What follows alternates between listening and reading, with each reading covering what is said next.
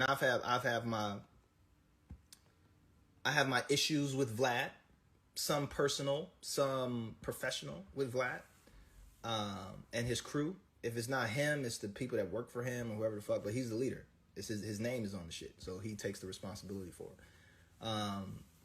Vlad has done some fuckboy shit to me, and he's done some fuckboy shit to other dudes in the space. But I really do think Vlad is the police. As a person with police in my family, I really believe that Vlad is the police. And either is being paid by the police or is working with the police in some capacity. He's an asset, even if even if it's not that. Unconsciously, he's an asset for the police. I spoke on this. Did I speak on this the other day? I didn't, but I'll just, for y'all that don't know, police departments have social media departments. Well, all they do is watch social media. That's how they police. They police through social media. So they'll watch accounts. They're following you. They're in there commenting, yeah, show us the pistol. And your stupid ass like, yeah, I'm going to show, they want to see this money. Right? They got bought the whole shit. And you think that you entertaining young white kids in Nebraska who want to be gangsters or niggas who live on the next block, and you're entertaining Sergeant Commando down at Precinct 4. And that's the nigga who's commenting on your fucking page. Again, being an unconscious asset to the police. And I think that Vlad plays that role. And I think he's incentivized because his platform makes a lot of money. And those are the stories that people want to hear. Right? They want to hear the salacious bullshit.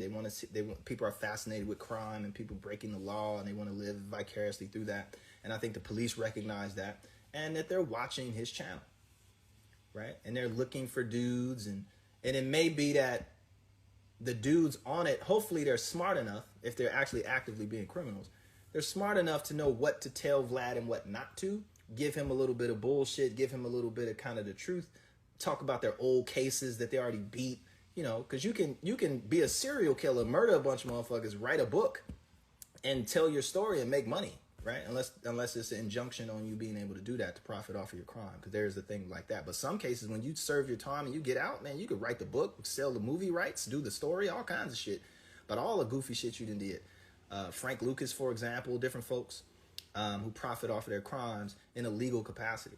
So hopefully they have the cognizance and understanding that the feds might be watching or the police might be watching, but they're not saying anything that's going, because they got to have evidence. You can't just have the story. Like, you can't say, man, I shot 12 niggas, right? And they're going to be like, well, you know, where's the guns? Who did you shoot? Where's the murders? They got to corroborate it. They got to find the weapon. They got to do all that shit to do that case.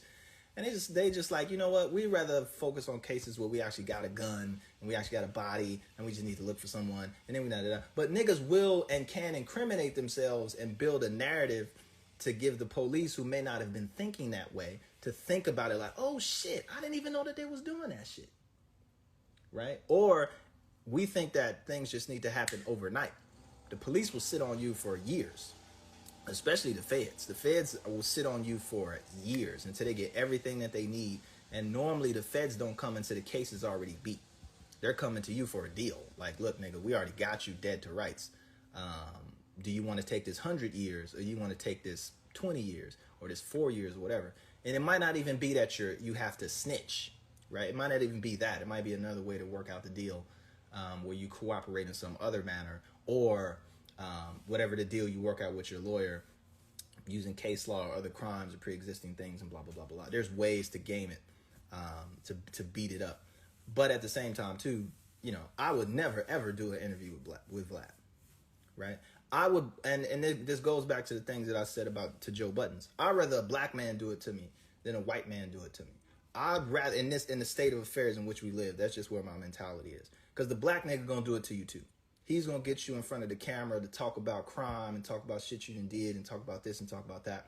But I'd rather a black man get that ad dollar and that money than a white man is gonna do the same thing. So for me, it's that at this stage of the game, right? I'd rather have a black Vlad profiting off the crime stories and the criminal ethics, right? And a lot of those stories, there is some redemption. There is guys who get on there and this is what they feel is their Say Cheese is it Say Cheese?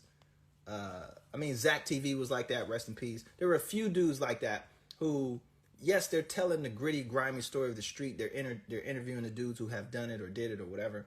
But I would rather them profit off of that shit than a white dude profit off black on black crime and black violence and black criminality. Because I could at least trust a black dude who's doing it, that he has a much closer responsibility and interface to that world where it's in his best interest to report on these things to decrease the amount of activity like that in his community, right? That he can be held to task by his community. And then when he gets those YouTube ad dollars, that he's taking it to fund the basketball team or fund some type, or give the money to his homie to keep him out the streets versus, who knows what the fuck Vlad is doing with that shit, right? So that's my mentality. That's my thought process with Vlad. It isn't just this superficial, oh, he's the feds.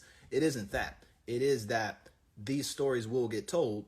Who would I rather trust this story to, and who really needs to be responsible for handling these stories, and who has a direct connection to the neighborhood and the streets in which these stories come from? And it's not fucking Vlad, right? And as much as I would love for people to not have to tell these stories, right, that they're not looked at as opportunities to promote violence or criminality in the streets, because it just makes it worse for us on the other side when we have issues like Jacob Blake and the police mentality and the way that the law is wrote and et cetera, et cetera, et cetera. I would rather that not be the case, right? Because it's a double jeopardy for us, right? We kill our own communities and then we wind up, causing, if it's not us that get caught, the police are going to catch someone. They might not catch the nigga who's actually doing it, but they're going to catch the nigga who look like he the nigga who's going to be doing it, right? Where a real criminal nigga who actually had a bunch of guns in the car, he's just going to sit there and be like, say nothing. But the nigga who just feels entitled to say whatever the fuck he want because the police actually got him in the wrong, he's gonna wild out, and that's the nigga that's gonna get shot, and that's the nigga we're gonna be protesting for and doing goofy shit like that. So that's my piece on Vlad, and Vlad knows this shit. Like I've told Vlad to not even report on my shit. Like even if I got an album out, I don't even promote my shit because I don't want you to even twist my words. Or put up a headline to call some bullshit. Please pretend like I don't exist. I'll find a way to get to the audience that you speak to or not. Like, I'm cool. I don't need that. Right. The same way I would,